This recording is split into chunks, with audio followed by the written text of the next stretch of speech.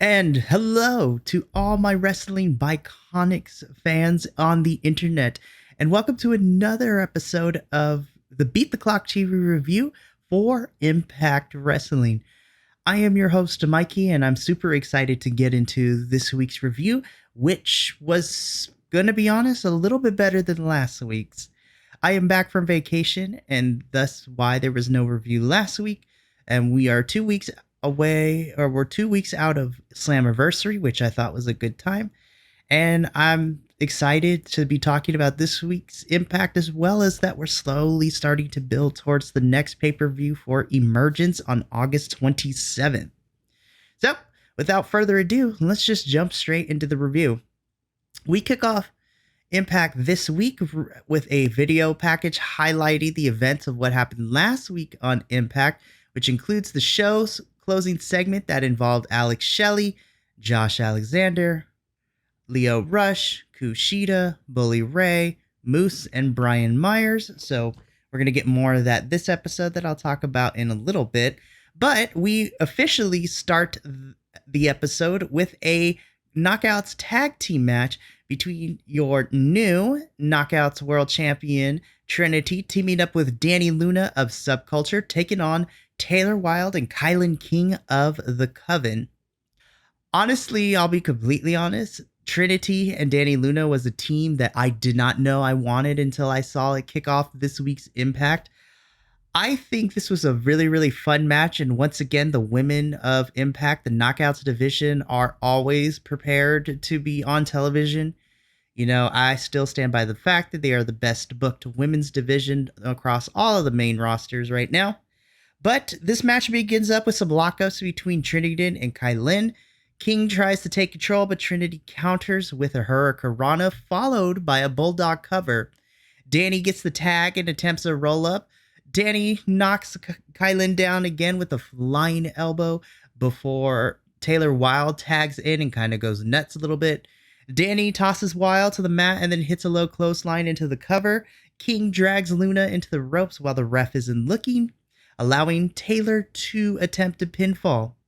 Taylor then chokes out Dani before tagging out King and takes control and strikes Luna on the mat a couple of times, and while she then proceeds to land a standing suplex to tag out. King helps Wilde body drop onto Luna for the cover. Wilde chokes Luna again in the ropes before King throws in a cheap shot. King returns with a clothesline and taunts Trinity, who is eagerly awaiting on the ropes to get into the match.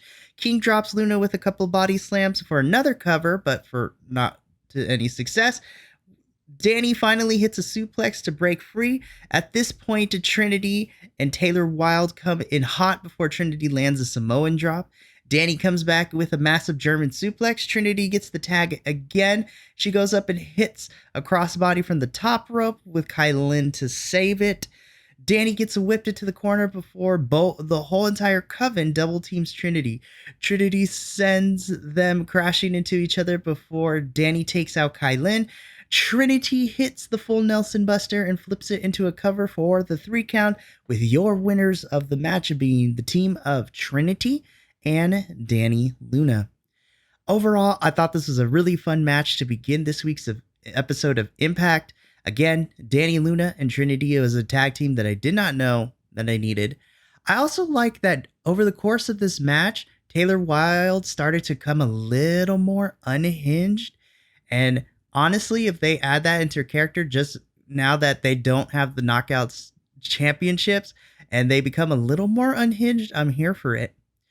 But while the match was awesome, what happened afterwards was just as equally important. So the match is over, and immediately after the match is called, Deonna Purrazzo comes out, and she not necessarily gets into Trinity's face, but she stands across from Trinity in the ring, and she announces that she is going to get her rematch for her Knockouts championship at Emergence on August 27th. So the first match that we have made for Emergence is going to be for the Knockouts championship, with Trinity defending her title against Deonna, who is looking to reclaim it in this rematch. I love seeing the Knockouts start the show. and it's only going to continue to get to better from here. So after this match, we go to the backstage segment where Bruce and Brian Myers are confronting Leo Rush, and they ask him and question him why they left him hanging last week. Leo questions why those two, being Moose and Brian, would align themselves with somebody like Bully Ray. At this point, Bully Ray walks up and clarifies that he's aligned with Moose and Myers because they all trust each other. Leo reminds them that he's not here to make any friends, he's here to win championships. Bully says Leo is either with them or against them, and he's going to need an answer by the end of the night. So, obviously, we are going to get our answer at the end of the night. I will talk about that when we get to it. Next, we see a replay of Bravo, so Johnny Bravo aligning himself with Dirty Dango last week, followed by a new vignette of both of them speaking on their thoughts on Santino. He also bashes Scott D'Amore for thinking he's 25 again. Dango says Bravo is his personal security now. God, with the nickname of Alpha Bravo. God, sometimes I hate these naming conventions. But it seems that we're continuing with this feud between Dirty Dango and Santino, so we shall see what happens. Next up, we get another match. This time it's a loser leaves Impact Wrestling match between Johnny Swinger and Ziggy Dice. So Swinger hits a finger poke of doom and Ziggy drops. Swinger goes for the cover, but Dice tries rolling him up instead. Dice goes for another roll up before Swinger rakes the eyes. They trade eye rakes until they pull each other's hair. Dice nearly hits a low blow and slams Swinger into the mat. Dice covers for a 2. Swinger rolls out and says that's it. He wants to be counted out. Dice stops the ref and chases after Swinger. They argue outside of the ring until Swinger pushes Dice in the cart back to the ring, but then Swinger shoves Dice to the floor. He throws Dice back in the ring and stacks on top of him with his feet on the ropes for a 3 count. Your winner of this match is Johnny Swinger, and as a result, Ziggy Dice must leave the company. Listen, I know some people don't like silly wrestling or goofy wrestling, but sometimes it's needed. And honestly, I kind of wish that Impact used Ziggy Dice more outside of pairing him with Johnny Swinger and having him be a comedy wrestler. But ultimately, I did enjoy my time with Ziggy Dice in the company. Him and Johnny Swinger made a really fun team. And I'm sad to see Ziggy go, as now, according to Wrestle Reports, he is now a free agent with his contract with Impact up. And I'm interested to see what they do with Swinger next. So next backstage, we get a promo with Nick Aldis ahead of the main event against Eric Young tonight. And we'll talk a little bit about Nick Aldis because Ziggy Dice is not the only one who has finished up his run with Impact on this week's episode.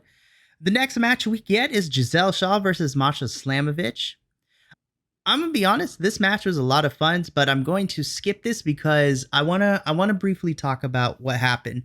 So ultimately, towards the finishing sequence of this match, Giselle goes for a knee strike, but then gets the kick to the head for a near fall. Jay Vidal gets on the apron to distract, but Killer Kelly pulls him off. Savannah Evans blasts Killer Kelly from behind. Giselle turns Masha around for a big running knee and manages to pin her for the 3 count. So, here at the Bi-Conics, a lot of us have different takes when it comes to, the formalities and the rules of wrestling. I'm one of the people that side that I don't like seeing champions get pinned in non-title matches.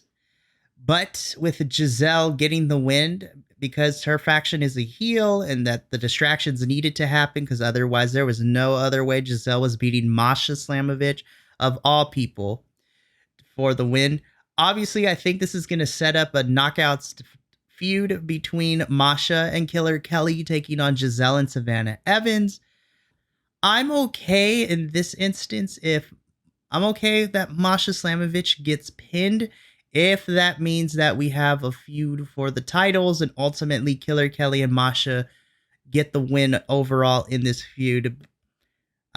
The match itself served its purpose. I thought it was fine. Once again, we got another women's match here on TV, and it was good. And it's setting up for the Shantaraj to take on our tag team champions Masha Slamovich and Killer Kelly. We then see some footage of Jake Something beating Kevin Knight last week before a vignette for Jake Something airs. It's nice to see Jake something back in Impact. I love his work. He's great. He improved so much before he left, and I'm hoping that he sticks around for a little bit.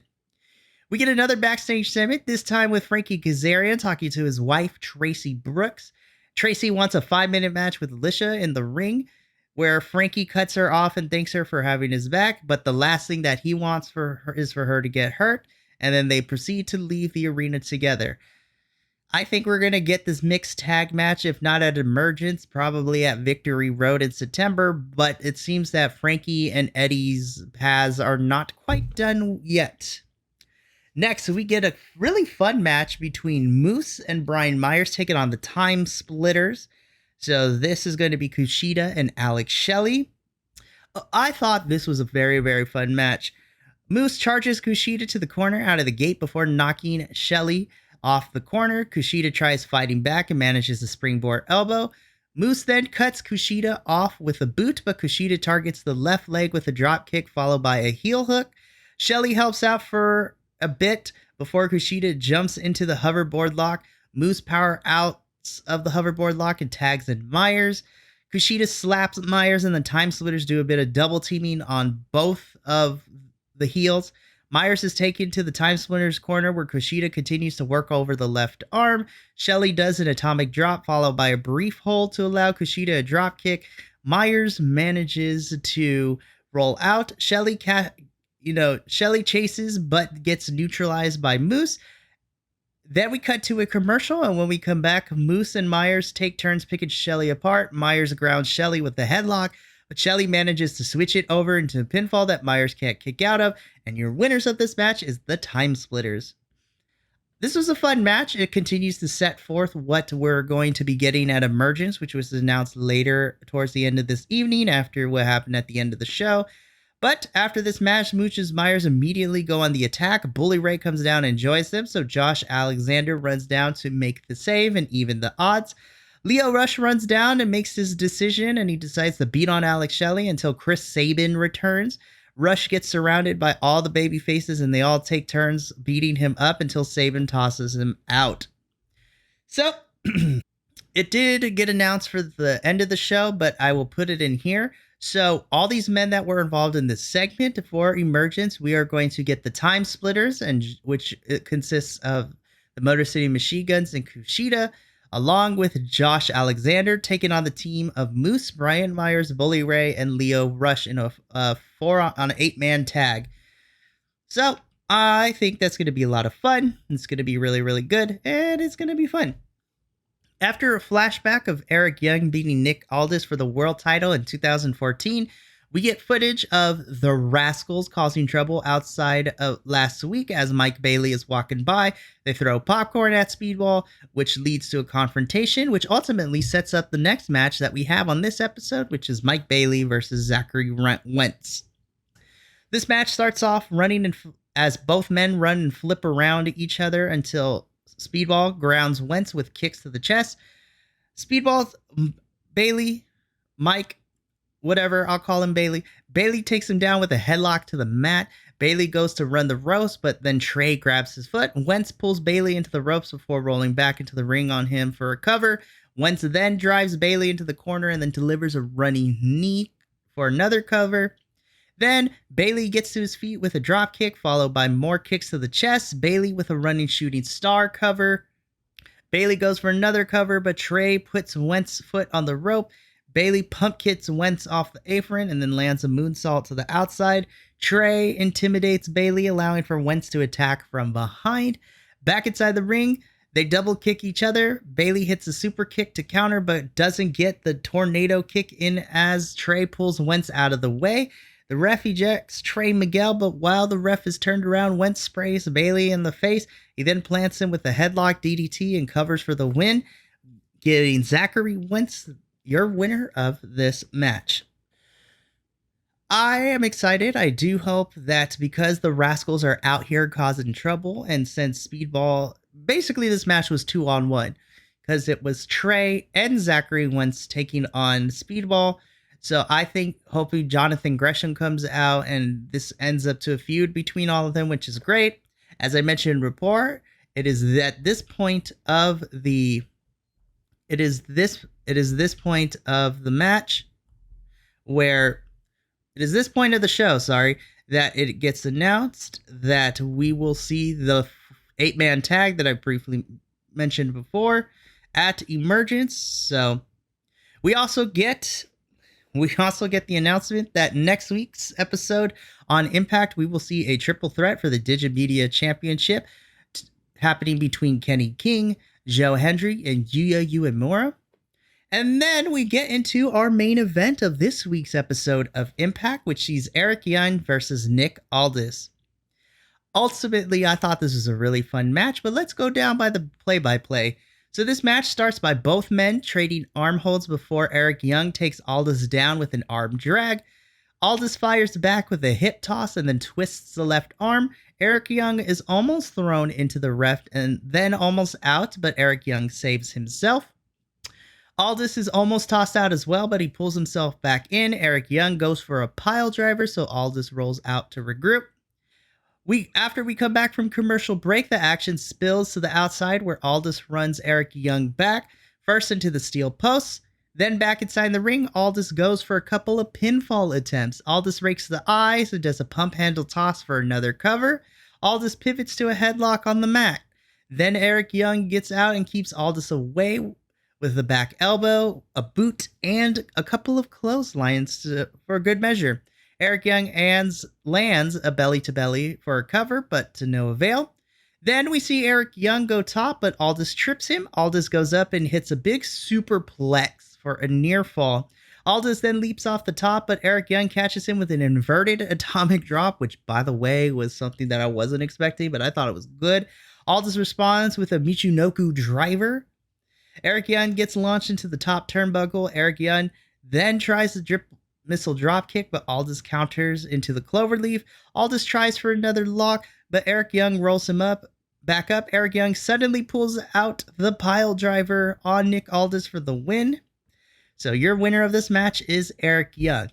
And as I mentioned earlier in this review, this is the last match for Nick Aldis' current run in Impact Wrestling, so now he's a free agent.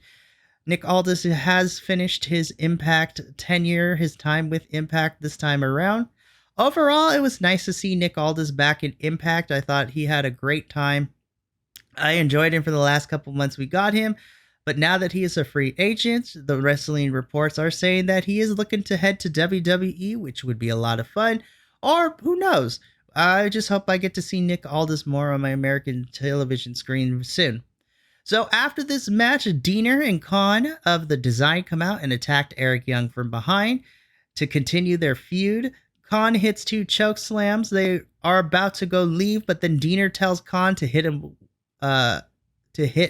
with one more choke slam. Khan then proceeds to hit one more choke slam before Diener plants Eric Young with the antidote DDT, and then Diener sits on Eric Young as the show goes off the air for this week. And that is going to conclude our review for Impact Wrestling for Thursday, July 27th, 2023. Overall, I thought this was an excellent show. It definitely was an improvement from last week's Impact. I give last week's Impact a little bit of grace because it was coming off of Slammiversary. And so now that we are officially put Slammiversary in the rearview mirror, we are slowly building up towards Emergence with the next pay-per-view for Impact, which is going to take place Sunday, August 27th, which here at the Bi-Conics, if you haven't listened to our other reviews, that is the same date as AEW's All-In pay-per-view from Wembley Stadium. So obviously, I will be covering Emergence later that week, and I'm excited for the matches we have so far. I think the 8-man tag is going to be a lot of fun. I'm hoping that the Knockouts Championship is going to main event the pay-per-view, which would be awesome. And then it was announced earlier in the month of July that Sonata, your IWGP World Heavyweight Champion, will be defending his title at Emergence as well, which makes sense because New Japan and Impact are having their crossover show the week before at Multiverse United 2 in Philadelphia. Overall, I think I give this week's Impact a solid 7.5, 7 out of 10. We are slowly building up our way to Emergence. obviously, we got 2 women's matches, and they were both really good. The segments were a lot of fun. We're getting looks at to what could possibly be matches for Emergence. I do wish we got a little bit something from our our tag team champions Subculture, but I think we're gonna get them at some point. ABC has been missing since Slammiversary, so I hope we get them back in the mix. But overall, solid wrestling, continuing to progress storylines, and building towards Emergence. I give this a solid 7 and a 7.5 this week. And that is going to conclude my Impact Wrestling review for this week. Come back next Thursday where I will review next week's Impact as we continue on to go through Slammiversary. If you like what you have seen here, make sure to check out our other reviews here on the YouTube channel. We pretty much cover every single weekly television show in the WWE and AEW universe, as well as Ring of Honor and Impact Wrestling. Make sure to check us out over on the social medias too to stay up to date on everything that we're going. And if you want something a little bit different, make sure to check out the Bi-Conics Wrestling Podcast, where all your favorite podcasts can be found. Apple Podcasts, Spotify, whatever. If you're looking for just us talking about wrestling shenanigans in general, that isn't weekly TV reviews. This has been Mikey. It has been a pleasure to bring you this week's Impact Wrestling review. Until next time, that is going to be it. And until then, adios and sayonara. Thanks for watching.